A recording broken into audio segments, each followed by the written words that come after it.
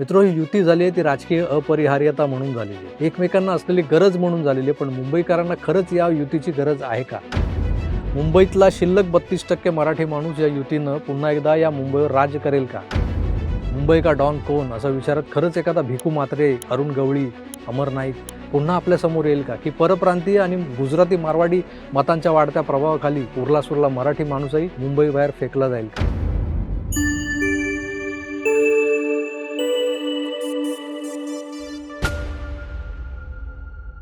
महाराष्ट्रातल्या चाय बिस्कुटी मीडियाला ज्या घटनेची चातकासारखी प्रतीक्षा होती, ती घटना काल एकदाची घडली. वरळीच्या त्याच ब्ल्यू सी हॉटेलमध्ये, जिथं 2019च्या निवडणुकांच्या आधी 4 ऑक्टोबर रोजी भाजपा सेनेची पत्रकार परिषद झाली होती. युतीची घोषणा झाली होती आणि मग तिथेच उद्धवजींना तो प्रश्न विचारला गेला होता, की तुम्ही बाळासाहेबांना शब्द दिला होता, की मुख्यमंत्रीपदी मी एका शिवसैनिकाला बसवीन, त्याचं काय? आता तो प्रश्न कालबाह्य झालाय, तो विषय कालबाह्य झालाय. पण मित्र, गंमत अशी आहे, की कालच्या पत्रकार परिषदेसाठी निवडलेलं हॉटेल तेच असल्यानं त्याआधी, म्हणजे या पत्रकार परिषदेच्या आधी बंद दाराआडच्या चर्चांची अनेक पत्रकारांना चिंता वाटत होती. जसं मागे घडलं होतं, तसं आताही घडलंय का? काही पत्रकारांनी तर तसं विचारलं देखील, की बंद दाराआड काही ठरलंय का? 2019च्या त्या पत्रकार परिषदेत देवेंद्रजींच्या प्रत्येक गोष्टीला मान हलवून मान्यता देणारे, होला हो करणारे उद्धवजी हे अवघ्या काही दिवसातच त्या निवडणुकांचे निकाल लागल्यानंतर कसे बदलले, अंतर्बाह्य बदलले हे आपण पाहिलंय. त्यांची भाषा कशी बदलली हे आपण पाहिलंय. या खेपेला मात्र त्या हॉटेलचा गुणधर्म की पायगुण का काय बोलतात तसं काही घडू नये म्हणजे मिळवलं. नाहीतर राज ठाकरेंना हा धक्का बसवणं सोपं जाणार नाही. असं काही घडेल याबद्दल खुद्द राज ठाकरेंनाही शाश्वती नसेल कदाचित. आणि त्यामुळे ते संपूर्ण पत्रकार परिषदेत अवघडल्यासारखे बसलेले आपण पाहिले. त्यांच्या चेहऱ्यावरची अस्वस्थता हे सारं काही सांगून जात होती, की मला या युतीची तितकीशी आवश्यकता नाहीये, पण पलीकडच्याला मात्र युतीशिवाय तरणोपाय नाहीये. हे अवघडले पण का आणि कशासाठी होतं? युती होणार असं चाललेलं असताना, कधी होणार याची उत्कंठा लागलेली असताना ते आज होते. तर मग ही अस्वस्थता का? का चेहरा पाडून बसलाय? यामागची कारणं अशी आहेत, की मूलतः राज ठाकरे हे दुय्यम भूमिका मान्य करणारे नेते नाहीत. जगेन तर आपल्या अटी शर्तींवर. अशा तोऱ्यात वावरणाऱ्या मंडळींपैकी ते एक. ते काय ज्युनियर पार्टनर वगैरे बनणार नाहीत. युती करीन पण माझ्या अटी शर्तींवर हा हेका तर राजसाहेब धरून असणारच. त्यांना आधी जागा वाटपात आपला शेअर सिक्युअर करून घ्यायचा होता. त्यासाठी वाटाघाटी सुरू होत्या. आपल्याला हव्या त्या आणि हव्या तितक्या जागा हातात आल्याशिवाय त्यांना युतीची घोषणा करायचीच नव्हती. पण आता उबाटांना मात्र कार्यकर्त्यांच्या मनातली चलबिचल अधिक वाढवू द्यायची नव्हती.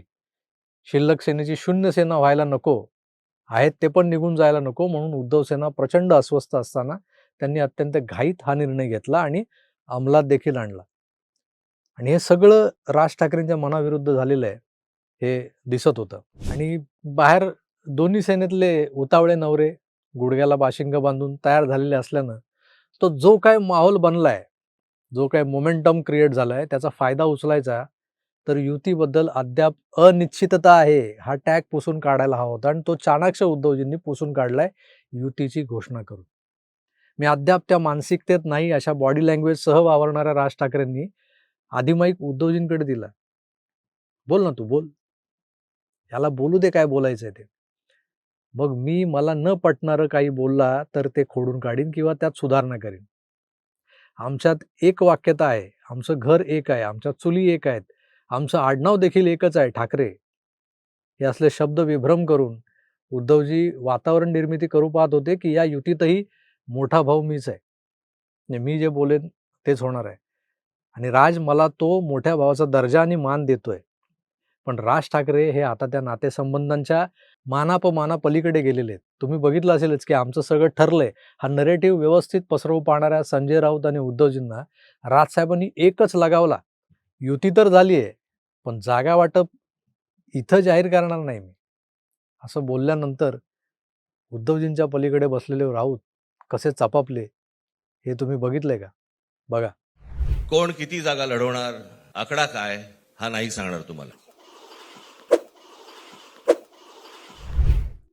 संपादक महोदय तर संयुक्त महाराष्ट्राच्या मंगल कलशापासून सुरू झाले होते प्रास्ताविक करताना. म्हणजे संयुक्त महाराष्ट्राची चळवळ कुठे आणि या दोघा बंधूंचं जे काही मनोमिलन एकत्रीकरण होतं ते कुठे, त्याची तुलना करतायत. उभाटा आणि विश्वप्रवक्ता यांची स्क्रिप्ट रेडीच होती. सगळं कसं ठरवून आले होते दोघेजण. पण राज यांचा हा दणका मात्र अपेक्षित होता. त्यामुळे कसला दचकला भांडूपचा भोंगा. पाहिलं ना? अरे ते राज ठाकरे आहेत.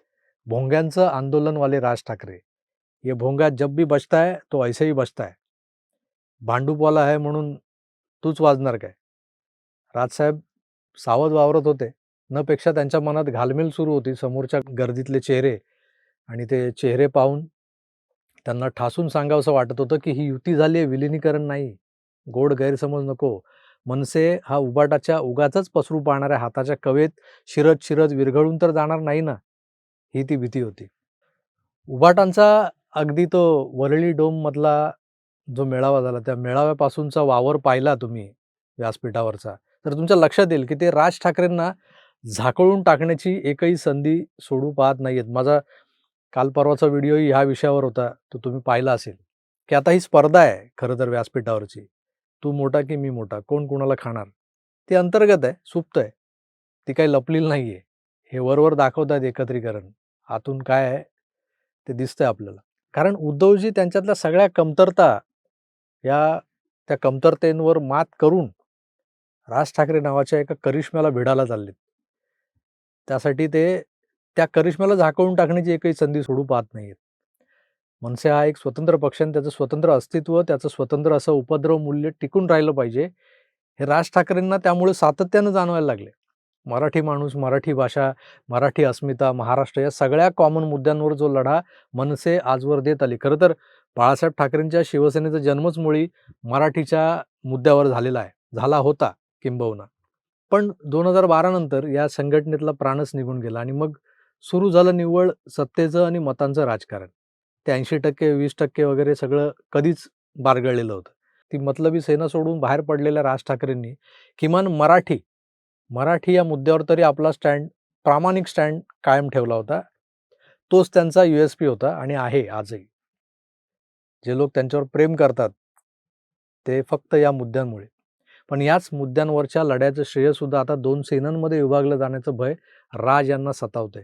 किंबहुना उद्धवजींचं अलीकडे नरेटिव्ह सेटिंगचं कसब, कुठलंही काम न करता कोमट पाणी प्या असं सांगून अगदी नंबर 1 CM बनणं ज्यांना जमतं, तो माणूस यापुढच्या प्रत्येक अचीव्हमेंटवर आपला हक्क सांगू शकतो.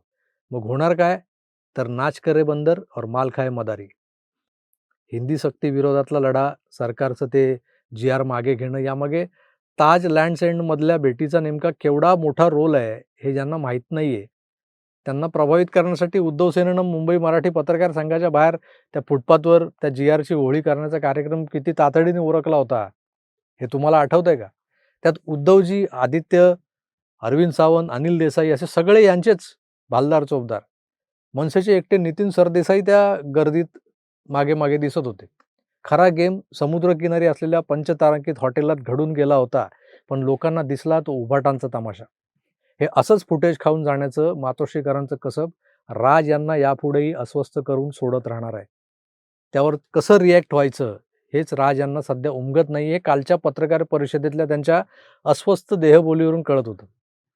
ते अधूनमधून त्यांच्या स्वभावानुसार मजेदार कोट्याही करत होते, पण आतून मात्र प्रचंड अस्वस्थ अवस्थेत स्वतःला आणि समोरच्या जनतेला प्लस मनसैनिकांनाही सांगू पाहत होते, थोडं थांबा, ही युती झाली आहे, विलिनीकरण नाही.